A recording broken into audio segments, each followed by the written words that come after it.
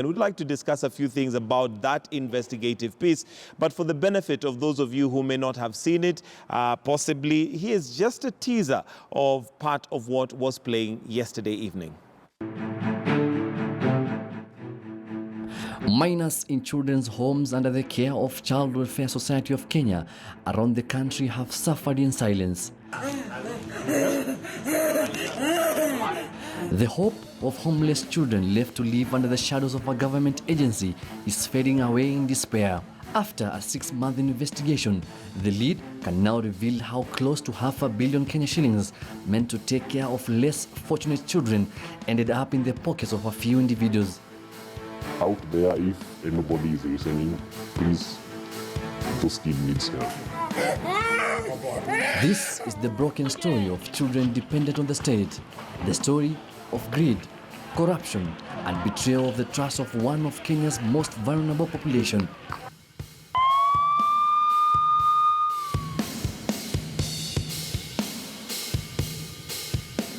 The spot is the Child Welfare Society of Kenya, which is an adoption agency which was recently, through a gazette notice, made into a state corporation, which is meant to have the care and protection of children. So, Hussein, let's start with the beginning of how you got this story and the leads that maybe led you to that. Well, we have brave Kenyans out there who have been calling us for the last few months, trying to put this thing out there. Most of them are people, insiders in the Child Welfare Society of Kenya. There are people from the outside also who have been seeing what was happening inside there. So we tried for some time to sit down together, try and piece up what was happening. Actually, for us, we're just looking at something different. We were looking at the embezzlement of funds inside the society. Then we bumped into more issues there. We stumbled into more issues, including the life of children at Mama Ngina's, the life of children in the clinic, or the clinic at Stallion Rain Associates. So it was a journey for us trying to piece up this investigative program that we did yesterday night, and the Kenyans who are very brave enough to give us the information. Give the information. Now, let's maybe just concentrate on the mandate. What is the Child Welfare Society of Kenya meant to do, and what is it there for? The Child Welfare Society of Kenya is a state corporation meant to protect, to care for the children. Mostly, as the name suggests, you see them, you see their buses, you see their cars. They rescue people. For instance, they could be street kids, they could be children outside there who have no homes. Their work is just to rescue. There could be cases in court where they need safe houses. Their work is basically to rescue these children. So the Child Welfare Society, that's their main mandate. And for a very long time, since for years, that they've been doing that. And also adoption. The adoption, they're the main government adoption. If you want to adopt someone, you go there. That should be the agency that should be taking care of that. Now, run us through, before you even stumble, some of the stories, you know, maybe some of the things that you saw, some of the things that you came across that literally now you as a human being, made you, or how it made you feel. Well, honestly, it was very painful for us. I mean, there are some of the stuff we did not put out there because of the media ethics. There are some of the video clips that we saw. They were really hurting for us. I mean, the producers, the editors, as we were trying to piece up this thing, some of the things that we saw there were very painful because these are special needs children who are trying, who have no one to go. They are children of the state. The state is supposed to be helping them. And what we witnessed was not good. We tried to talk to other people. I mean, the pharmacists, we call the doctors. We even have our own resident doctor here, Dr. Mercy, tried to ask her, I mean, is this okay? And I mean, the feedback was really not good in terms of what was happening there. Okay, roughly how many children are they taking care of at the moment, or meant to be taken care of? I mean, I don't know exact numbers, but up to more than 5,000 children they take care of the society. You know, they have different homes. In Nairobi, we know of Mama Ngina, but there is Waithaka. Actually, I'm being informed right now that the Kisumu office has been closed. The Bomet office also is also in unclear circumstances of why it has been closed. Exactly. So, pains the question, what is the agency doing? I mean, in terms of trying to help these kids. As you put it out there, they've been given 1.3 billion this financial year to try and help these kids, because these kids have no one to go to. We are the ones who are supposed to protect them as the government. Yes. Now, on that investigative piece that you did yesterday, part of the things that were raising very red lights was the financials. Yes. And looking at how they run their financials was a part where I saw the checkbooks and Yes. everything is, maybe run us through that, because that just didn't make sense to anybody who would want to know how the financials are run. Well, for us also it was a bit astounding, because the contractors, they have 4 main contractors, and inside their safes we found the checkbooks and the office stamps of the contractors, begging the question, what would be the checkbook of a contractor who is in Isiolo, is in Moranga, inside the CWSK office headquarters here at Madaraka. The office stamps were there. And also something weird we found is that the signatories were a driver and a social worker. Also someone else took the money, not the driver or social worker. Someone else took the money from the office down to the bank. There's a local bank they deal with. And also something also very weird, all the accounts were opened in Nairobi at a local bank in Kilimani. Despite the agencies being spread out throughout the country. Yes, bringing the question. It's like they have a central money control system. Exactly. And I mean, we tried to ask our insiders, they were also casting doubt on what was really happening. Why would you have one account in Nairobi, and yet you have different different contractors outside there? So it raised lots of questions, and even the checkbooks. And also there's something about family ties. And I mean, single sourcing is allowed in the Procurement Act, but we had the close family ties where the son was also involved. And whose son? The CEO's son? The CEO's son was also involved. in Cheki. Right now the government is not supposed to bring cars, bring local cars, bring imported cars. Cheki is owned by his son, so they took the cars from his son. So there are different things. Even the supply of computers, the supply of computers, it was from someone close to the bank that I'm talking about. So you can imagine there's a myriad of a web of these people together and trying to piece up. You understand that there's something. How are these things running? Yes. There was also the 157 million, 60% of a project that apparently was supposed to have been done, but all you found was a perimeter wall. Yes. Run us through that particular, these figures, 157 million shillings that was dispensed. There are different homes, as I said. Mamangina Children's Home is one of the homes here in Nairobi. And this financial year, that's the amount of money they were given. And an insider told us that according to the government books, 60% is complete. It's complete. So you wonder, 60% complete, meaning the government is 60%. The government knows that this place. So there's some work that has been going on. Yes, within a few months, it will have finished. But when we went there, we only found the perimeter wall, which was only there.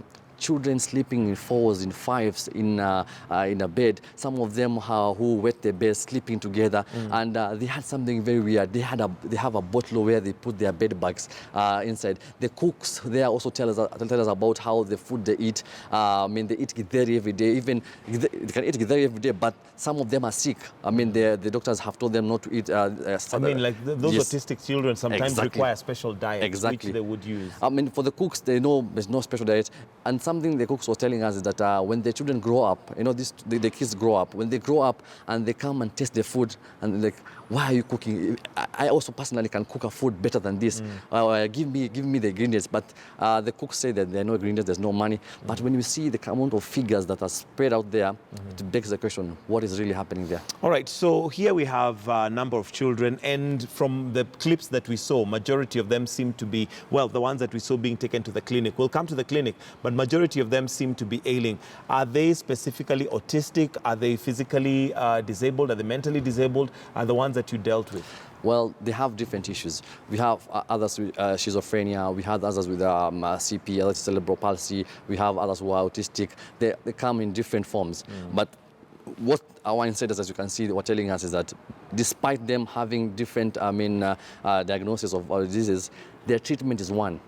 And that's the treatment. these kind of machines that you see here, that the ones which they are being used, machines that they are very painful to children. And some can imagine someone who has cerebral palsy, and they are trying to force their hands and click the vibrating machines on them, and the kids were crying. I mean, just the agony of listening to that child would tell you that that child is in distress, despite the fact that they may not be able to effectively communicate like you and I. They're communicating through their cries. True. I mean, something else that we found very astounding is that we had someone who had a chronic tonsillitis. That's a disease that, that's a disease that someone can be given medicine. An infection. Yes, but they were given this kind of medication. Something which was also very funny to us, that they were given like the ID cards, the healing cards, and they were told that they put them on. This was supposed to be healing cards. Let's talk about that clinic, because there were so many things that you raised in that particular piece that, of course, begs a huge question. Number one is the fact that it had no signage, so there was no clarity of what kind of a clinic it is. Then secondly, the medication that they're using. Did you check out possibly whether it is registered, with the medicals board, and or pharmacist board, and how it's running? Yes, we checked, and the medical board told us that they are not licensed and they're not registered. Yes, the pharmacist told us, the vitamins they've been given, it could be fine. But the kind of dosage that they were being given, we could see the amount of medicine given in 1 week to a kid. Did not make sense. And remember, these kids, according to what evidence we have, they are cards that they used to go to Kenyatta Hospital to get treatment, and they were getting better. Something very weird also, aside from all that, is that we also have more information that we not put out there, including that these kids were taken to South Africa for prayers. Remember the pastor that was in South Africa praying for people, the same pastor, they were taken there. We have evidence showing... And all this is on taxpayers' money? Yeah, on taxpayers' money. More than millions of money being used to travel them there. And they did not get well. The prayers could not have happened, but still they were all taken there. Even in Nairobi, the CEO of the welfare has been very indulged in these kids, but not in a very good way as supposedly supposed to be. Yes. All right, let's go back to the clinic and the method of treatment. We saw some acupuncture that was being done on the autistic child. We saw some, thing with a battery and some needles or, pins. What was that all about? According to our insiders, they tell us that that is the method that they are being forced, and that's why many of them resigned from there. Because as you can see, this is the supplies, how much they've been used. This is the stallion. Look at the amount of money. These are the figures that of the money that of they're the using. Children. You can imagine the nurses were telling us they had to resign because in their med school they were not taught to do that, and it was very painful. So they had some who had ear headphones, they had some who are using the acupuncture that you say about. We have even said that were using the comb rays on these kids. It was very painful for them because once they see the nurses coming there, they start crying because they know what will happen to them. And remember, these kids have no one. They have no parents to go to. They're children of the state. We're supposed to be helping them as the government. Now, there was also the card that they were wearing, and apparently it's meant to be a healing card. Yes. Does it use magnetism? Is it some form of juju? One is left wondering, what exactly is that? We also asked the nurses, and they were surprised. What was that? And they were forced. If you don't do that, you're fired. According to them, that's what they're saying. So they even had the ID card. They were very big ID cards, and they forced them on these poor children. Yeah.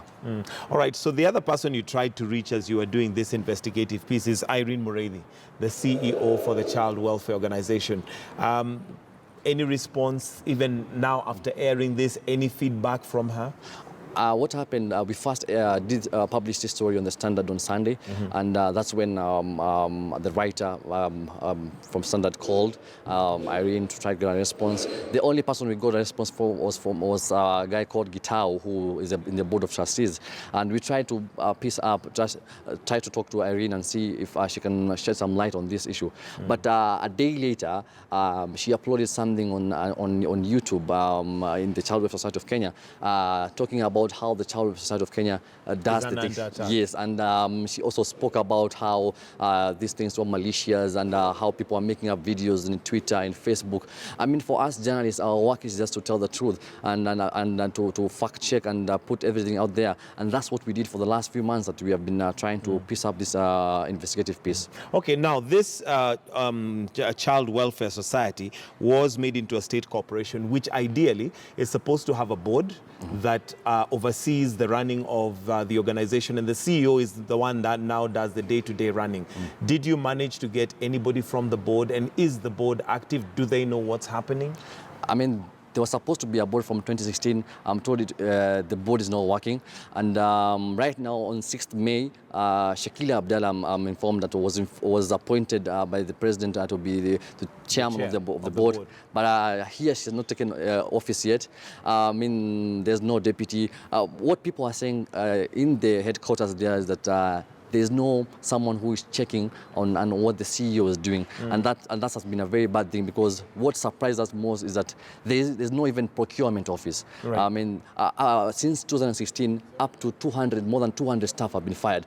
Most of them, the staffs are always in a one-year contract. It may not be bad to be in a one-year contract, but the kind of way they are being fired, I mean, has ignited different responses and feedback from the people at CWSK. Okay, so ideally, an organization like this is supposed to have a board that oversees what the management from the CEO does. Is it clear why the board has not been operational? Is it clear who the other board members are and why the chair has not been active at all? I mean, it's not clear. We are waiting maybe for the current chair who has been appointed by the president to maybe to speak out, Shakila Abdallah, who has been appointed. It's not clear what is happening there, because the board should have been functioning since back in 2016, and we have not seen any meeting. The board of trustees, however, has been there, but we spoke to some of the guys there who, when we call them, they tell us, kindly speak to the CEO. They always refer to the CEO. To the CEO. Yes. All right, now let's come to the management and maybe the day-to-day running of the actual organization, because there's the board, then there's the management headed by the CEO. Does the CEO have a deputy? Are there other people she is working with, or is she just all alone? I mean, there's no deputy. The CEO has no deputy. We have tried to confirm that there's no deputy, I mean, as now. And according to people inside there, they say they hardly see her. I mean, they could hardly see her, but maybe she could be working. But they speak about what she has been doing. We have had different cases about CWSK. Recently, we had the baby Kiano case, which the adoption case, which they were also handling.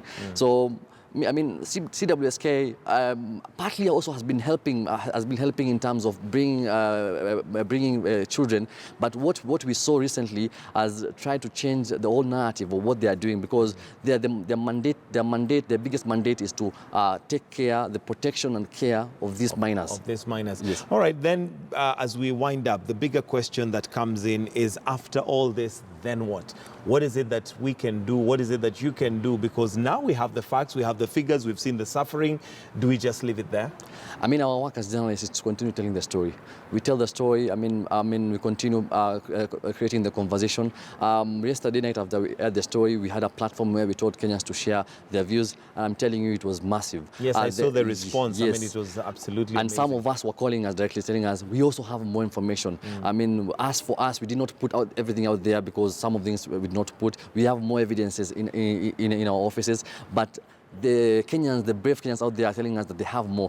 Begging the question, what is really happening? The DPP has instructed the IG. He's ordered an investigation into what is happening there. And what is the response that now you'd expect? Because at the end of the day, we still have those 5,000 children or thereabouts who are still under the care of Irene Mureithi, who so far has not come out to say what is going on in there. What is the expected response that you'd expect? I mean, that is the main question people are asking. What happens to these kids? I mean, they grow up. What happens next? Do they live? They continue living in these homes?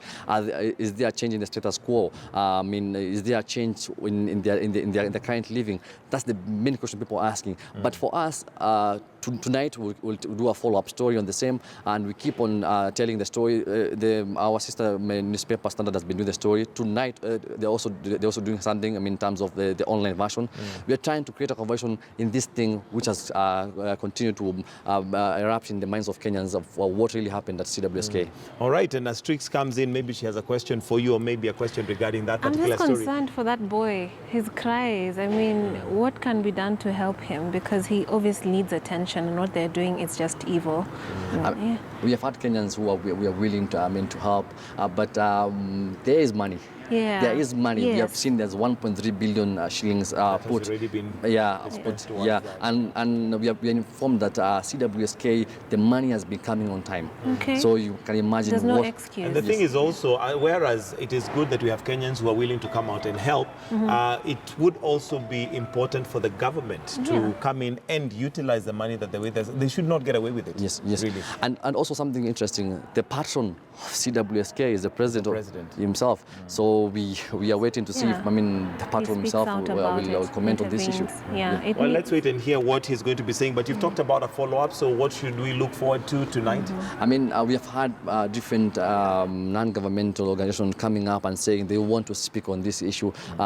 Different Kenyans coming up saying they have more information on this issue.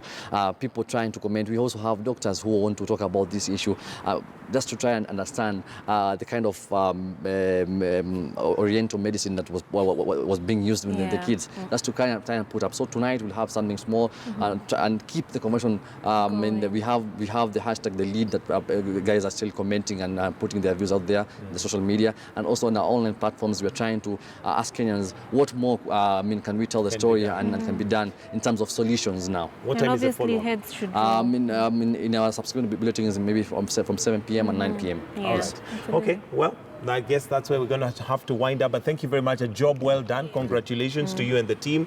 And keep your fingers on it to ensure that we keep them accountable. Well, it is that time where we say goodbye. And it's been a pleasure hosting you right here on Morning Express. My name is Michael Gitonga. And I'm Trix Ingado. Have a productive day.